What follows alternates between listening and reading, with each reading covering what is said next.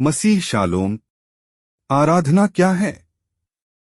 Bible के अनुसार एक विश्वासी का संपूर्ण जीवन ही आराधना है, जिसमें वह परमेश्वर के आदर के लिए जीता है और जो कुछ वह उसकी सेवा और सम्मान में करता है उस सभी को परमेश्वर की आराधना कहा जा सकता है।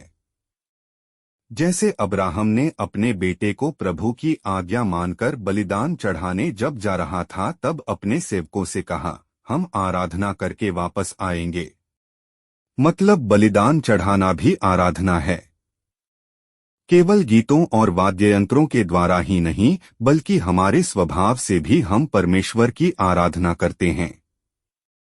आराधना कैसे करते हैं?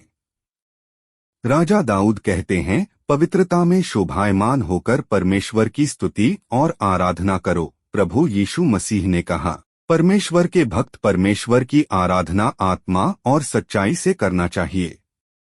यूहन्ना 4:23 से 24। हम ताली बजाकर, ऊंचे स्वरों से या मौन रहकर भी आराधना कर सकते हैं। हम परमेश्वर की आराधना क्यों करें? क्योंकि हमारा परमेश्वर हमारी आराधना के योग्य है। उसने हमें बनाया है ताकि हम उसकी आराधना करें। बाइबल में यह परमेश्वर की आज्ञा है कि हम उसकी आराधना करें। निर्गमन 20:3 से 5। उसकी आराधना के द्वारा हमारा परमेश्वर के घनिष्ठ संबंध होता जाता है और इस रीति से वह हमारे आराधना रूपी सिंहासन पर विराजमान होता है। प्रभु की सच्ची आराधना कौन कर सकता है? बाइबल के अनुसार जितने प्राणी हैं सबके सब प्रभु की आराधना करें। अर्थात जितने भी प्राणी हैं जिनमें जीवन का श्वास है सभी प्रभु की आराधना कर सकते हैं। परमेश्वर के लिए कोई फर्क नहीं पड़ता कि उसकी आराधना करने वाला कौन सी जाति, धर्म या रंग रूप का है। प्रभु सभी की आराधना को ग्रहण करता है।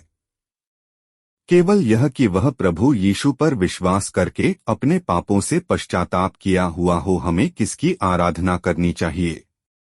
बाइबल में स्पष्ट है कि हमें केवल परमेश्वर की आराधना करनी चाहिए, नहीं किसी स्वर्गदूत की, नहीं किसी मनुष्य या बनाई हुई सृष्टि की। मतलब हमें किसी भी प्रकार से पेड़ पौधों या सूर्य चंद्रमा की आराधना नहीं करनी चाहिए। यह सब परमेश्वर की बनाई हुई सृष्टि हैं। हम सृष्टिकर्ता परमेश्वर की अर्थात यीशु मसीह की आराधना करते हैं। मत्ती 2:1 से 2। प्रभु की आराधना के क्या फायदे हैं? यदि हम परमेश्वर की आराधना करते हैं तो परमेश्वर अद्भुत आशीषों से हमें भरता है।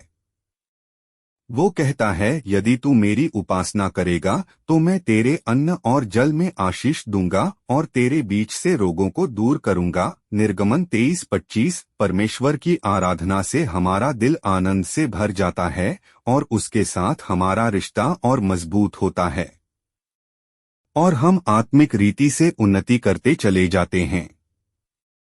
रोमियो 12:2। आमीन।